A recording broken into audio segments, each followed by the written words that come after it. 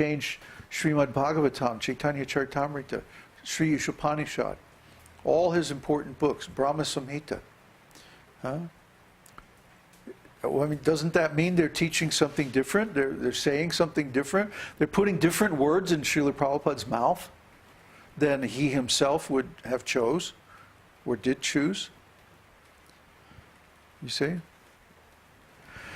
This is a clear indication that they are changing the teachings. But what is the need to change a teaching that's eternal? What is the need to change the absolute truth? The absolute truth is always true. Why would we need to change it? See? This is the principle of Arsha Prayoga. Arsha Prayoga means that the great sages and gurus, when they write something, even if it's wrong, it's right. Even if it's wrong by some calculation of literary rules and or some tradition or some standard that may exist either now or at a different time. Whatever they write, just leave it alone. It's not yours to change. If you think that things should be different, you write a commentary and put your name on it. Huh? I wrote my own commentary on Vedānta-sūtra, and I put my name on it.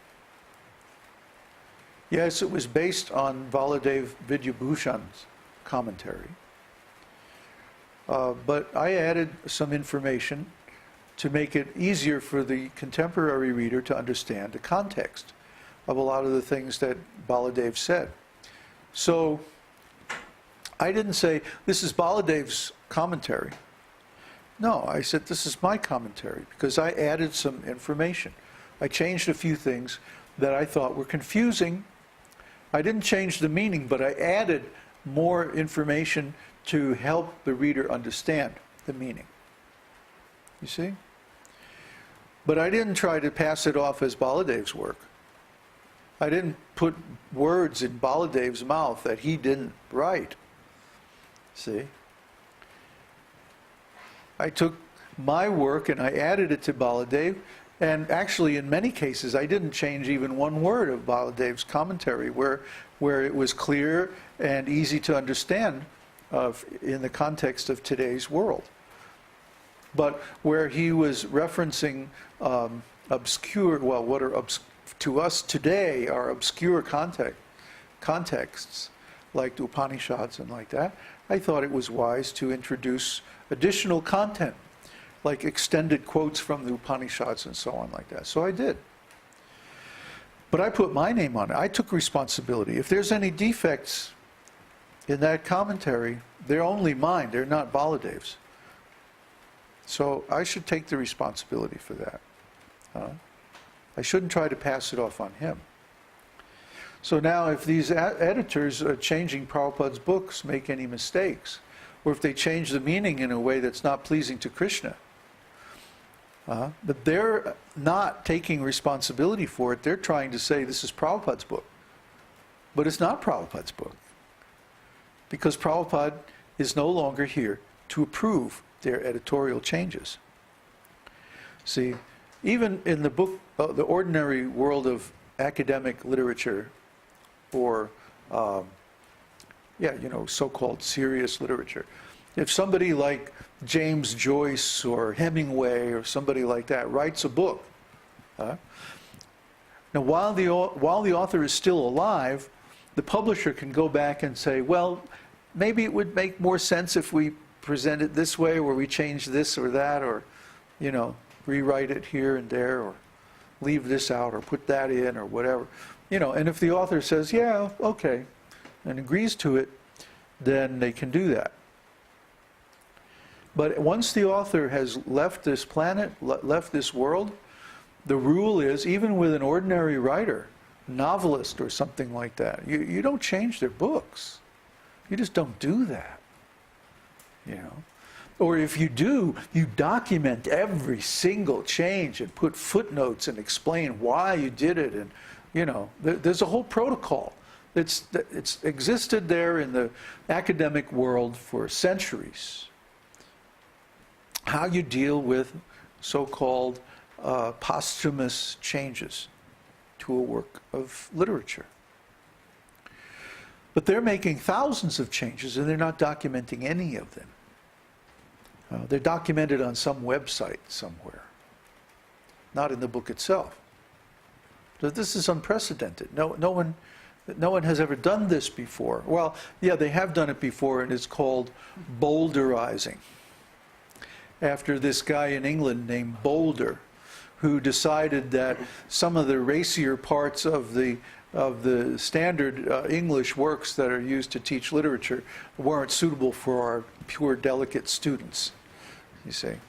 So he took out those parts that he didn't like. Yeah. Well, you heard of Moby, right? The great book, Moby? About the whale? Yeah, about the whale. That's the one. Oh, yeah? Yeah, Moby. He didn't like the other word in the title, so he just took it out. It's not olderizing, it's Bibleizing. Well, yeah. Same thing was done to the Bible.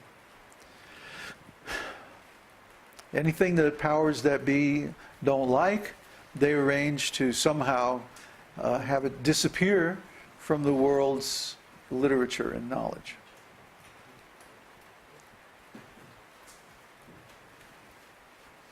So we don't believe in that. We don't accept that.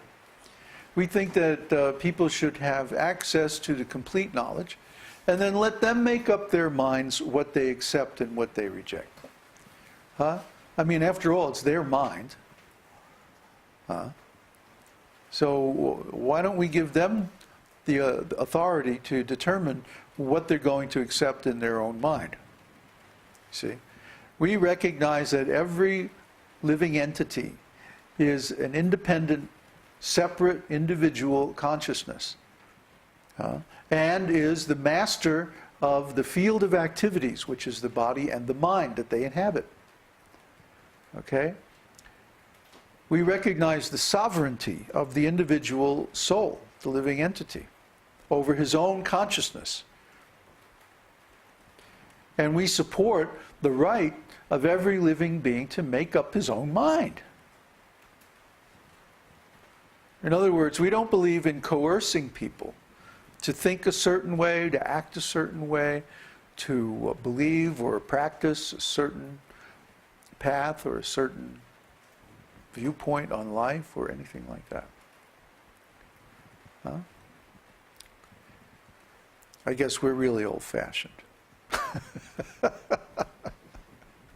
But we feel this is this point of view, this style, this approach has much more integrity than trying to decide for others what they should have in their minds, what they should think, what they should be able to read. I'll never forget one time I was approached by these Scientologists.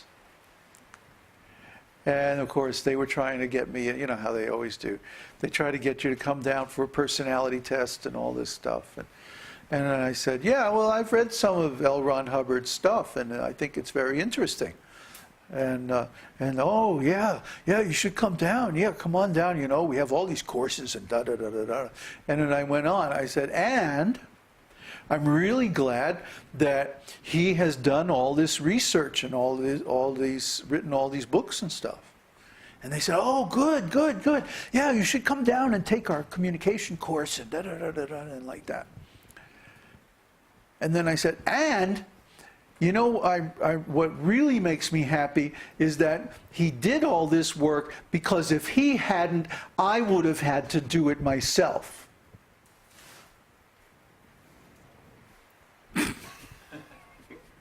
And the Scientologist, he turned white. Huh? He was a Latino guy. This was in Miami. And the guy turned white, and he goes, "You can't think that."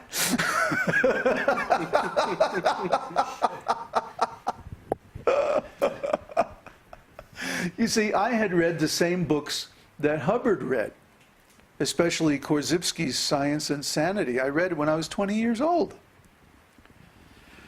It's a big, thick book. It's about like that. It's one of those books where you read one sentence and then you go, what? Did he just say what I think he just said? Oh my God. I'm going to read that again.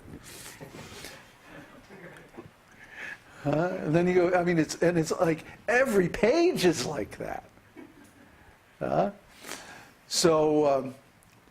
And it's got these big, thick, meaty paragraphs, you know, like half a page long, one paragraph. And all these diagrams that look like they're from outer space or something. It's a really cool book. So I had read this book, and Hubbard had used this theory